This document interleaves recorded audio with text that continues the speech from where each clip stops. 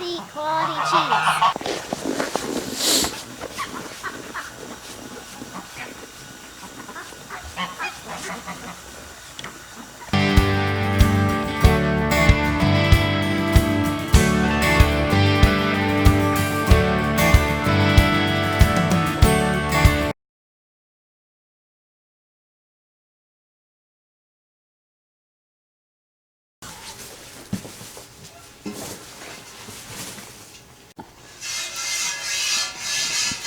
So here we are. This is Smoothie, and she's 4 years old, roughly. She's a Dawn and goat. Doesn't have very much milk because she's drying off.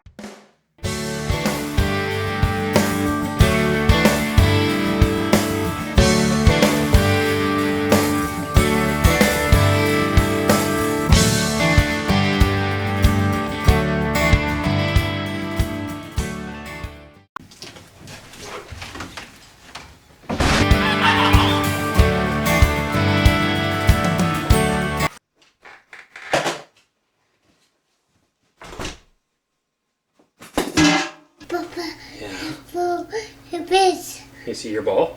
Yeah. Yeah. So as Cora said earlier, we do not buy cheese. The odd time maybe. We try not to. We make our own cheese, and we've been doing that probably since March, I think, of this year, since our goats kitted out. So it is goat cheese.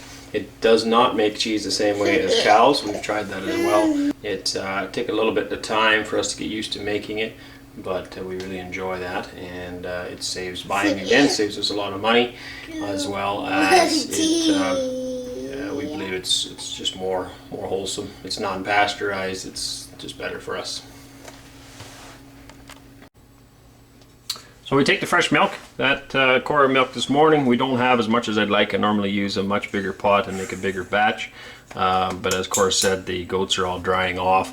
So we only have one goat that is actually still producing a little bit. So we take it, put it on the stove, and just heat it up until it's too hot for my fingers to touch. I just dip my finger in there, and when it's too hot for me to keep my finger in there, then I know that that's the right temperature.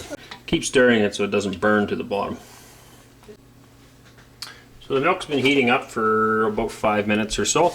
It's almost ready. While we wait for that, I just thought I'd show you that. Just use ordinary white vinegar, lemon juice. That would work as well. We did not like the flavor in the lemon juice at all, and very much prefer just ordinary white vinegar. Just put enough until we see it separate, and it happens pretty quick. I'll try to zoom that in for you.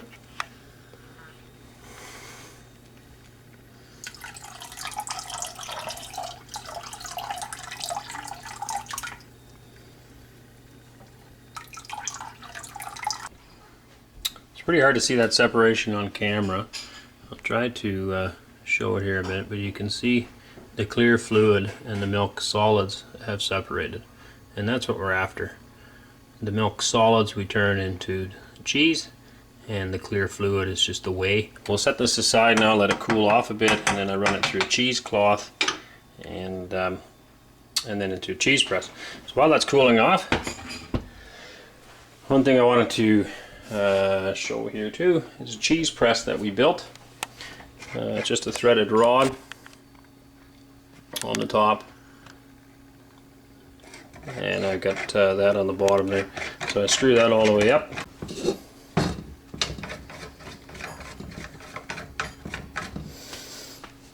And then I tapered the bottom of it so that when I can line this later on, I'll line this with wax paper. And we put the cheese in this tube that I've drilled holes in, and put this cover on the top of it to press down. Now we don't want to press real hard. You don't want to press the solids out, but we do want to squish some of the whey out. So we put that in here, and we stick the cheese in with the cheesecloth and all underneath. Put this on it, and then just gently screw this back down to give pressure on it. And the bottom being tapered as it is, I lean it close to the sink, and then the fluids will run off the wax paper and into the sink. Now that it's cooled down, I can go ahead and run it through the cheesecloth. I layer that up. I got multiple layers of cheesecloth here. I actually prefer to use a denser cheesecloth. This one's got really coarse holes, but it's all I have at the moment. So I just layer it up in there, and it kind of does the same idea. And then I strain it through the strainer here. Run it through there.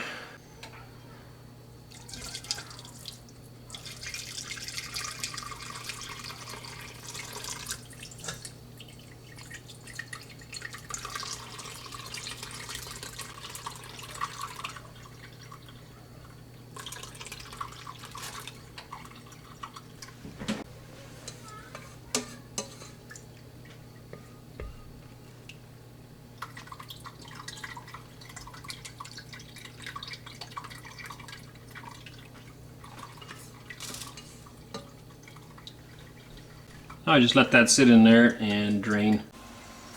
Okay, it's drained for a while now. You can see the line that was on here, how much it's lowered. I'm going to take all this now and tie it up and just hang it up here a little bit longer to dry.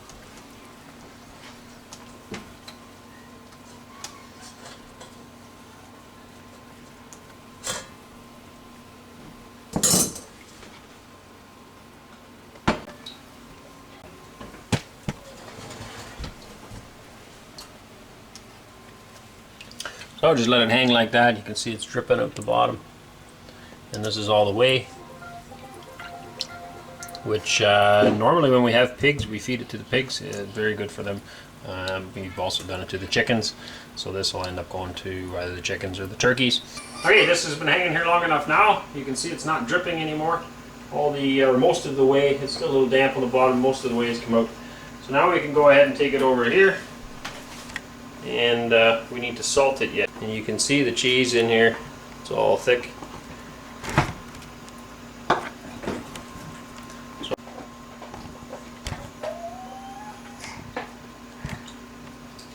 that'll work nicely.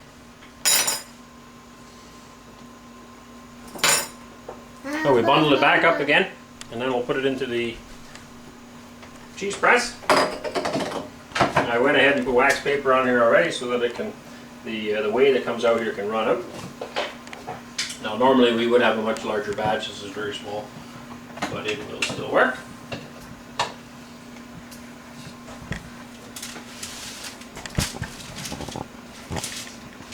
Now when squeezing down, we do not want the white stuff, the creaminess, to come out. Just the whey. So you can kind of tell how hard you're squeezing by how much is coming out or what color is coming out. We should only see the clear or yellowish liquid, which is the whey coming out, and not the white cream. If that comes out, you end up with a much drier cheese.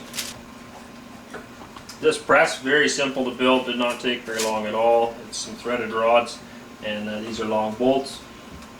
Works great.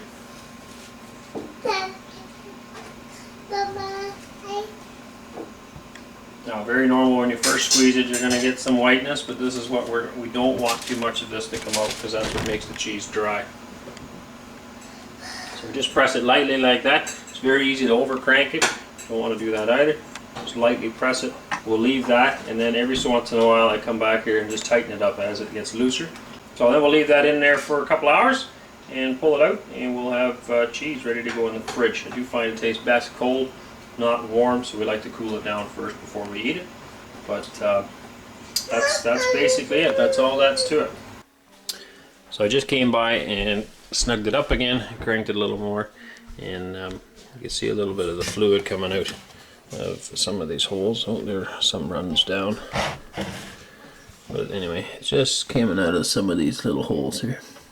Normally speaking, I have a cheese that, I don't know, goes up to about here somewhere, so you get a lot more out of the holes, and right now this one's pretty small. It's down a lot lower. But if I crank this a little bit, you'll see just a little bit. See how it's getting wet there. And it'll come out of these holes. The cheese has been in there long enough. We're going to take it out of the cheese press. I would one day like to get a threaded rod with coarser threads so it goes up a little faster.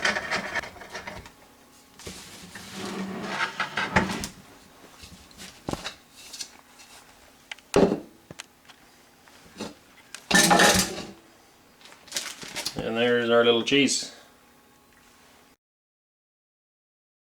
Our little cheese. If you like the content you're seeing, please don't forget to comment down below and subscribe and like our channel and share it with anyone else. Look like I'm half asleep.